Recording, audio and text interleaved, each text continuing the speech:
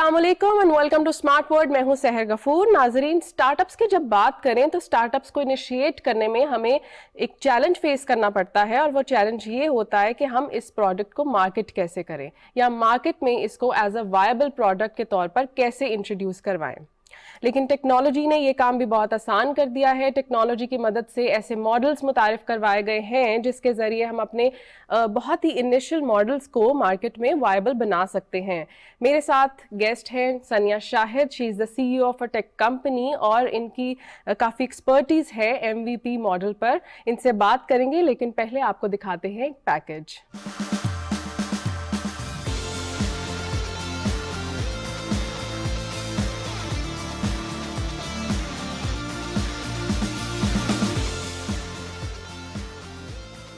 Marketing technology कारोबार को फ़रोग़ देने में तकनीकी और आलाती ज़राए फराहम करती है। इस टेक्नोलॉजी के ज़रिए कारोबार करने वाले ख्वाहिशमंद अफराद को बहुत आसानी हो गई है।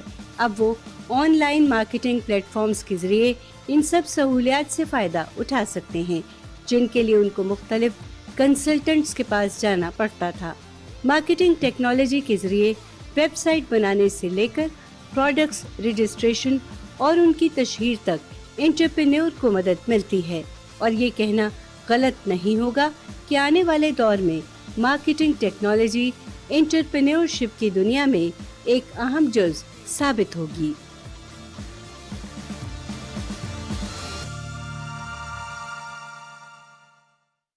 जी नाज़रीन, आपने देखा कि ये state of the art trend businesses को कैसे फ्लरिश कर सकता है। इस पे मजीद जानते हैं हम अपनी गेस्ट से। Sania, first of all welcome to the show. बहुत शुक्रिया हमें वक्त देने के लिए।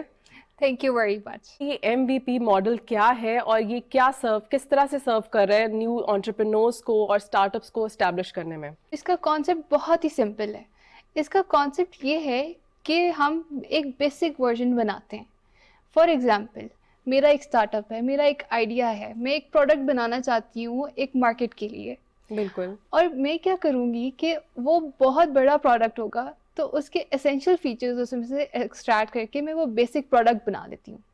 और वो बेसिक प्रोडक्ट जो होता है वो मेरा मार्केट रेडी प्रोडक्ट होता है। मैं उसको इजीली मार्केट में लेके जा सकती हूँ। बिल्कुल। मेरे जो टारगेटेड कस्टमर्स हैं मैं उनके पास उसको लेके जा सकती हूँ, उनको इंट्रोड्यूस करवा सकती हूँ, वो उसको इस्तेमाल कर सकते हैं, इस्तेमाल करके वापस मुझे राय दे सकते हैं कि ये इस्तेमाल में कैसा है, क्या वो मेरी जो पेन पॉइंट्स थे उसको एड्रेस कर रहा है कि नहीं कर रहा, क्या वो मुझे उस प्रोडक्ट के लिए पे करने के लिए तैयार है या नहीं तैयार, और कितना पे कर सकता है, उसकी वो जो प्रॉब्लम मेरे प्रोडक्ट ने रिजॉल्व की है वो कितनी पेनफुल थी, वो कितनी ज़्यादा एक्सटेंसिव थी। So it's very important. अब जो स्टार्टअप्स हैं उनके पास ये ऑप्शन ही नहीं होता था कि वो मिनिमल वायबल प्रोडक्ट बना सके। उनको for example 6 months to 1 year लग जाता था प्रोडक्ट्स बनाते बनाते। और जब 1 साल के बाद आप एक आइडिया के ऊपर काम कर रहे हैं, 1 साल के बाद दुनिया बदल गई, उनकी नीड्स बदल गई, वो जब प्रोडक्ट मार्केट में जाता है यू रियलाइज कि इसकी तो अभी रिक्वायरमेंट ही नहीं रही। और वो लोग भी वो डेलिबरेटली तो ऐसे नहीं कर रहे होते, क्योंकि यूजुअली हम स्टार्टअप्स की जब बात करते हैं तो उसमें बहुत लिमिटेड ह्यूमन रिसोर्स भी होता है और हम लोग इंटेंशनली इतना इन्वेस्ट उसके ऊपर नहीं करना चाह रहे होते। वी वांट कि वो उसमें से ही उसको फ़ायदा हो और वो मार्केटिंग भी उसकी पहले हो और उसके बाद वो ग्रो करे। सो ये जो MVP मॉडल है ये किस तरह से इंस्टेंट बूस्ट देता है उस प्रोडक्ट को? टाइम, एफर्ट एंड कॉस्ट ये स्टार्टअप्स में बहुत ही लिमिटेड होता है। तो MVP हमें इन्हीं 3 चीज़ों पे एक एज देता है। हमारी टाइम सेव होता है, इसमें कॉस्ट बहुत ज़्यादा कम आती है और एफर्ट भी कम लगती है। अब इन तीनों चीज़ों को जब आप मिनिमाइज़ कर देते हैं, आपकी टाइम, एफर्ट और कॉस्ट कम हो गई तो आपके बहुत से ओवरहेड्स बच गए। और इसमें 2-3 और फ़ायदे हैं मिनिमल वायबल प्रोडक्ट चूज़ करने के लिए। इसमें आपको 2-3 और फ़ायदे ये होते हैं कि आप मार्केट में जल्दी एंट्री ले सकते हैं। और एक और फ़ायदा जो होता है, you can easily attract investors. आपकी आइडिया वैलिडेशन हो जाती है। मेरा एक आइडिया था, आपका एक आइडिया था, MVP बनाकर मैंने अपना आइडिया प्रूव कर लिया और आप अपने प्रोडक्ट में लगे रहे for 6 months to 1 year। Alright. मैंने जब अपना MVP बना लिया, I can easily tell my investor this is my idea validation है। लेट्स जस्ट टॉक अबाउट कि मैं एक प्रोडक्ट लेके आई हूँ आपके सामने और ये मेरा एक आइडिया है स्टार्टअप का, तो मुझे आपकी कंपनी या आप टेक्नोलॉजी का इस्तेमाल करते हुए कैसे फैसिलिटेट कर सकते हैं? आप जब भी हमारी कंपनी के पास आएंगे, टेकवेंशन के पास, तो सबसे पहले बंदा जो आपसे मिलेगा वो कंसल्टेंट है हमारा।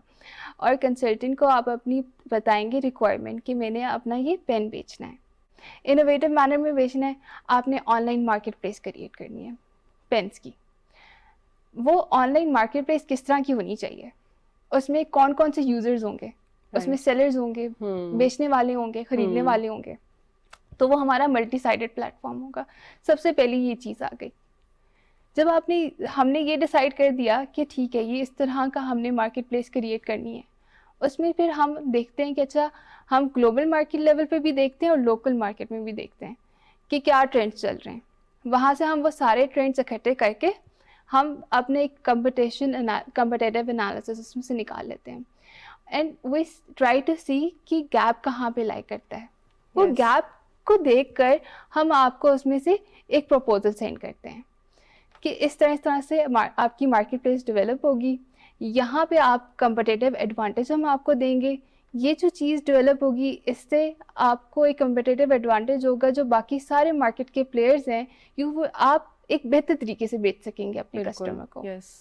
और फिर उसके बाद जब ये डिज़ाइन हो जाता है, प्रपोजल सेंड हो जाता है, वो एक्सेप्ट कर लेता है क्लाइंट, तो हम उससे पेमेंट्स वगैरह वो सब कुछ ले लेते हैं और इसके बाद इसके ऊपर काम शुरू हो जाता है। और विद इन 1 मंथ, हम 1 मंथ के अंदर उसको वो डिलीवर कर देते हैं। हमारी यही कोशिश होती है। स्पेसिफिकली कौन सी टेक्नोलॉजीज जो हैं वो यूज़ होती हैं इस सारे प्रोसेस में? जो प्रोसेस के थ्रू इसमें टेक्नोलॉजीज इस्तेमाल होती हैं वो डिफरेंट सॉफ्टवेयर्स हैं। जैसे हमारे डिज़ाइन में इस्तेमाल होता है फिग्मा, इस्तेमाल होता है एडोब, इस्तेमाल होता है। फिर डेवलपमेंट में हमारे टेक स्टैक्स आ जाते हैं कि टेक स्टैक्स में हमारा मेजर फोकस होता है मर्न एंड मीन के ऊपर। राइट। इन टेक स्टैक्स में कोई भी एप्लीकेशन डेवलप करना बहुत आसान है और बहुत जल्दी हो जाती है। MongoDB, Angular, Express, Node.js, ये 4 लैंग्वेजेस जो हैं इन्होंने बहुत आसान कर दिया है एक प्रोग्राम को बनाना। अब इसके कोरस्पॉन्डिंग या कंपटीशन में मार्केट में चल रही हैं नो कोड एप्लीकेशंस, जिसमें क्लाइंट को कोड ही नहीं लिखना पड़ता, वो सिर्फ उस कंप्यूटर को कमांड देता है और एप्लीकेशन बन जाती है। बिल्कुल। तो हम इसमें अभी इनोवेटिव क्या ला रहे हैं? हम इनोवेटिव ये ला रहे हैं कि स्टार्टअप्स को नो कोड प्लेटफॉर्म्स पे पूरा नो कोड प्लेटफॉर्म समझना पड़ता है, सीखना पड़ता है। उसमें आपको 1 से 2 माह लग जाते हैं। किसी के पास इतना टाइम नहीं होता और उसको पूरी मेंटेनेंस की भी रिक्वायर्ड होती है, प्रोडक्ट डिज़ाइन की भी रिक्वायरमेंट होती है। हम लोग क्या कर रहे हैं कि हम लोग माइक्रो सर्विसेज की एक डेटाबेस बना रहे हैं कि जिसमें अगर कोई भी हमारे पास क्लाइंट आता है, हम उसका प्रोडक्ट डिवाइड करते हैं, छोटे छोटे चंक्स में डेवलप होता है, वो हम उसको डिलीवर कर देते हैं असेंबल करके। राइट।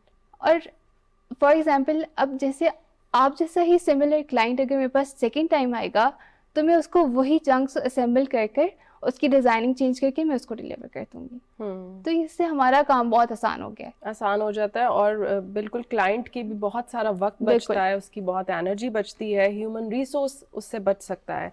अच्छा, ये जो कंटेम्प्रेरी टेक्नोलॉजीज़ की हम बात करें, AI की या मशीन लर्निंग की, इसका क्या रोल है इन सब में? आपने जैसे ये बात की AI, मशीन लर्निंग, ब्लॉकचेन, ये 3 इस तरह की टेक्नोलॉजीज़ हैं जो अभी बहुत ही ट्रेंडी हैं। यस। और ऑलमोस्ट हर हमारे पास जो भी क्लाइंट आता है उसका आइडिया भी इनसे मिलता जुलता होता है, क्योंकि हमारी मार्केट अभी इतनी सेचुरेट हो चुकी है, टेक्नोलॉजी को अपनाया जा रहा है, टेक्नोलॉजी को एक्सप्लोर किया जा रहा है और हर कोई अपना बिजनेस मॉडल इन्हांस कर रहा है थ्रू टेक्नोलॉजी। और स्टार्टअप्स में भी आपको इस तरह के आइडियाज मिलते होंगे जो इन्हीं टेक्नोलॉजी से रिलेटेड होंगे, kind of a chat GPT either for machine learning और AI की बहुत सारी एप्लीकेशंस। इनफैक्ट अगर हम खवातीन की बात करें तो ब्यूटी एप्स में भी AI यूज हो रहा है। आप कैसे डील करती हैं इस तरह की कंटेम्प्रेरी टेक्नोलॉजीज को? कोई ट्राई कि हम अपने क्लाइंट्स की जो पॉइंट्स हैं उनको अंडरस्टैंड करें, उनका जो भी कस्टमर है उसके पेन पॉइंट्स रिजॉल्व करें।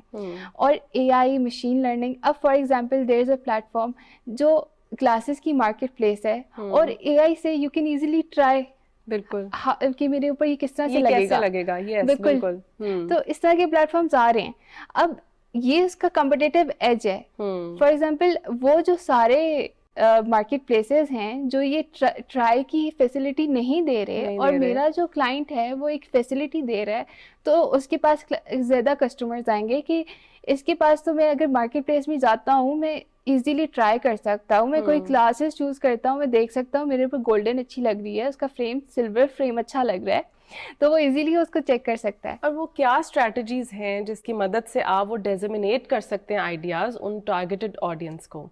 हमारी टेक्नोलॉजी, जैसा मैंने आपको बताया स्ट्रैटेजी का, कि हम मार्केट को एनालाइज करते हैं, लोकल मार्केट, ग्लोबल मार्केट। अब ग्लोबल मार्केट हमसे बहुत आगे जा रही है, हमारी सबसे ज़्यादा यही होती है कि ग्लोबल मार्केट को एनालाइज किया जाए, वहाँ पे ट्रेंड्स देखे जाए, then you create a competition, और वहाँ से हमें एक बहुत अच्छी इंस्पायरेशन मिल जाती है डिफरेंट बिजनेस। अभी फॉर एग्जांपल अभी हमारे पास एक रीसेंट क्लाइंट है, what he is doing is, वो उसका ये कॉन्सेप्ट है, जिस तरह ड्रॉप शिपिंग का भी बहुत ज्यादा कॉन्सेप्ट चल रहा है अमेज़न के ऊपर, वेरी ट्रेंडी नाउडेज, बिल्कुल। और उसके इनोवेटिव मॉडल क्या है, उसने हमारे पास आया, उसने कहा मुझे ये प्लेटफॉर्म बिल्ड कर दें आप, कि मैं अमेज़न के प्रोडक्ट्स अगर मुझे सस्ते मिल रहे हैं मैं वहाँ से उठा के ईबे पे बेच दूँ, तो मुझे एक प्लेटफॉर्म चाहिए जिसके ऊपर मुझे सारा पता चले कि अच्छा ठीक है, अमेज़न पे मैं एक प्रोडक्ट उसके ऊपर नाम डाल दूँ और मुझे बता दे cheapest market place and expensive market place. Okay, मैं डायरेक्ट मैं वहाँ से वो प्रोडक्ट ऑर्डर करूँ और मैं उसके ऊपर वो प्रोडक्ट लगा दूँ। बिल्कुल, तो अमेजिंग आइडिया, बिल्कुल अमेजिंग आइडिया है। और अच्छा, चैलेंजेस की अगर बात करें, कोई भी काम हो उसमें लिमिटेशंस आती हैं, उसमें हर्डल्स आते हैं, कोई चैलेंजेस होते हैं आपके, इधर इट्स अ सोसाइटल इशू या आपकी इंडस्ट्री में कोई ऐसा इशू आ जाता है, तो उसके बारे में बात करें, ऐसे कौन से चैलेंजेस फेस करने पड़ते हैं? तो स्टार्टअप्स के इश्यूज होते हैं, हमें मेजर बहुत ज़्यादा चैलेंजेस आ रहे हैं, जैसे कैश फ्लो का issue which is resolve right now. Okay, cash flow constant होना चाहिए स्टार्टअप्स में। Resources, there is always an issue in relation to the human resource management. Sometimes you have more projects in relation to the burden, आप वो burden ही नहीं आप डाल सकते अपने एम्प्लॉयज़ के ऊपर, और आपके पास एम्प्लॉयज़ कम हैं, प्रोजेक्ट्स ज़्यादा हैं, फिर कभी कभार प्रोजेक्ट्स कम हैं, एम्प्लॉयज़ ज़्यादा हैं, तो ये टू एंड फ्रो चलता रहता है। डू यू ऑल्सो प्रोवाइड कि आप उनको सॉर्ट आउट चीज़ें कर दें, चीज़ें बैलेंस कर दें? बिकॉज एज यू सेड कि अगर कोई स्टार्टअप होता है, they are not very much experienced कि उनको डील कैसे किया जाए अपने काम को, तो do you have those models के उनको बैलेंस करके दे दिया जाए वो? जी बिल्कुल, हमारे पास ये मॉडल्स हैं, और मुझे लगता है कि ऑलमोस्ट हर टेक्नोलॉजी कंपनी को वो यूज़ करने पड़ते हैं। हम यूज़ कर रहे हैं इन मेथड के लिए, हम स्लैक और जिरा यूज़ कर रहे हैं। स्लैक हम कम्युनिकेशन के लिए यूज़ करते हैं और जिरा हम मैनेजिंग के लिए यूज़ करते हैं। जिरा के ऊपर हमारी कोई भी प्रोजेक्ट है उसके ऊपर रिसोर्सेज भी असाइंड होते हैं और उसके ऊपर हमारी स्प्रिंट्स भी बनी होती हैं। तो हमारे जैसा कि मैंने भी आपको बताया कि अगर हमने 1 महीने में बनाना है तो हमारी हर हफ्ते की स्प्रिंट्स होती हैं कि हर हफ्ते में हमने कौन कौन सा फीचर बनाना है उसका।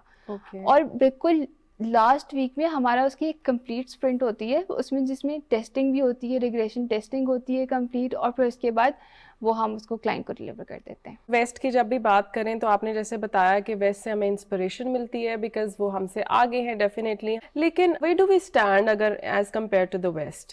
स्टार्टअप्स की बात करें तो पाकिस्तान से बहुत अच्छे स्टार्टअप्स निकल रहे हैं, और ये सारे स्टार्टअप्स जो हैं ये पाकिस्तान में इसलिए नहीं रजिस्टर्ड, बहुत ज़्यादा पाकिस्तानी फाउंडर्स हैं सारे, लेकिन पाकिस्तान में रजिस्टर्ड नहीं है because of some infrastructure issues.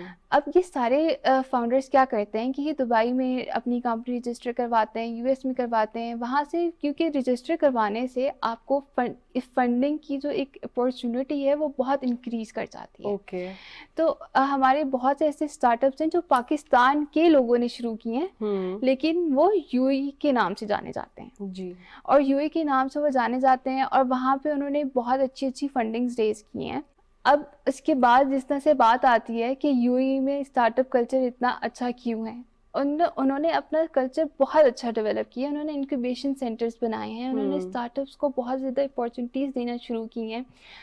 सबसे पहले उन्होंने जो नो टैक्स जोन अपना क्रिएट किया, बहुत से पाकिस्तानी फाउंडर्स यूएई में चले गए कि हमें टैक्स नहीं देना पड़ेगा, स्टार्टअप्स के ऊपर से एक बहुत बड़ा ओवरहेड ख़त्म हो गया। और उन्होंने वहाँ पे अपनी कंपनीज रजिस्टर करवाई। और दुबई में अपनी कंपनी रजिस्टर करवाना is just as easy as booking a ticket for your bus. हम लोग इधर की बात करें तो हमें किन हर्डल से गुजरना पड़ता है अपने स्टार्टअप को रजिस्टर कराने में, उसको अप्रूव करवाने में स्पेशली? सही, अभी पाकिस्तान का बहुत हद तक सिंप्लीफाई हो चुका है। डेफिनेटली टाइम लगता है रजिस्टर अपनी कंपनी SECB पे रजिस्टर करवाने में, थोड़ा टाइम लगता है, लेकिन बहुत इजी हो गया है। ऐसे कौन से स्पेसिफिक या ऐसे कौन से स्पेशल मार्केटिंग टूल्स हैं रिगार्डिंग टेक्नोलॉजी? टेक्नोलॉजी की जो मार्केटिंग है, अब मैं अगर आपको अपनी कंपनी की बताती हूँ तो मैं आपको बताती हूँ कि हम लोग अपनी कंपनी की मार्केटिंग किस तरह से करते हैं। हमारी कंपनी की मार्केटिंग के 2 एंड्स हैं। हमने एक अपनी सर्विसेज बेचनी है और दूसरा एंड है कि हमने अच्छा सा अच्छा रिसोर्स अपनी कंपनी में लेकर आना है। ओके। तो हम 2 जगहों पे काम कर रहे होते हैं। अब जो हमने अच्छा सा अच्छा रिसोर्स लेकर आना है, उसमें हमारी यही प्लेटफॉर्म्स हैं, फेसबुक, लिंक्डइन, इंस्टाग्राम, क्योंकि हमने जो अच्छा सा अच्छा रिसोर्स लेकर आना है वो यहीं से है। वहाँ पे हमारी ब्रांड इमेज जितनी ज़्यादा अच्छी होगी वो वहीं से आएगा। फिर उसके बाद हम जब चले जाते हैं कि हमने क्लाइंट्स को किस तरह से लेकर आना है अपने पास, तो हम अपवर्क भी इस्तेमाल करते हैं, हम फाइवर भी इस्तेमाल करते हैं, हम लिंक्डइन सेल्स नेविगेटर इस्तेमाल करते हैं। तो ये 3 चीज़ें जो हम इस्तेमाल कर रहे हैं। और ब्लॉकचेन, आपने जिस तरह बात की थी कि ब्लॉकचेन भी आजकल है, AI है, मशीन लर्निंग है, तो इनका क्या इसके अंदर रोल प्ले है? हम ये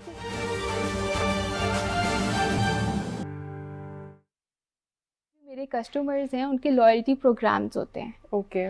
और उन लॉयल्टी प्रोग्राम्स को मेंटेन करने के लिए उनका एक कॉइन सिस्टम है।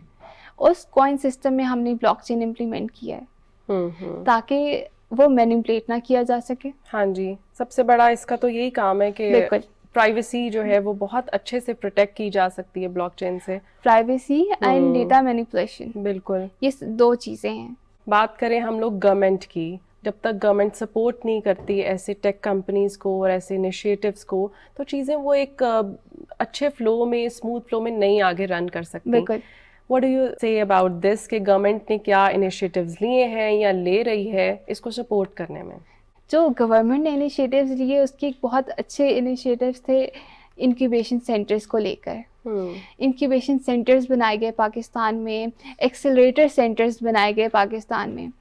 अब बहुत जगहों पे ये बात होती है इंक्यूबेशन सेंटर्स तो बना दिए गए, वहाँ पे स्टार्टअप्स भी आ गए, लेकिन बहुत ज़्यादा जो स्टार्टअप्स हैं वो अपनी आइडिया से मार्केट तक नहीं जा पाते, फ्लरिश नहीं कर सकते, एक्सेल नहीं कर सकते। एग्जैक्टली। कोई भी बिजनेस हो, हम लोगों ने पहले ये सोचा होता है कि अगर कोई लैग सीजन आता है कोई तो उसमें कैसे सरवाइव करना है, उसमें कैसे लेकर चलना है। इफ देयर सेलिंग इज उसकी बहुत कम हो रही है तो उसको किस तरह लेकर जाना है प्रोडक्ट को, तो ये तो स्ट्रैटेजीज पहले से ही ऑन होती हैं। But you said it right कि ऐसी प्रॉब्लम्स हैं यहाँ पे, इंक्यूबेटर्स जो एक्सेलरेटर सेंटर्स हैं वहाँ पर वो फॉलो अप नहीं उस तरह से किया जा रहा। मैं ये कहूँगी कि सारे स्टार्टअप्स को पाकिस्तान में जो हैं कि आप वो वाले आइडियाज़ पे काम करें जिसमें बूटस्ट्रैपिंग की ऑप्शन है आपके पास।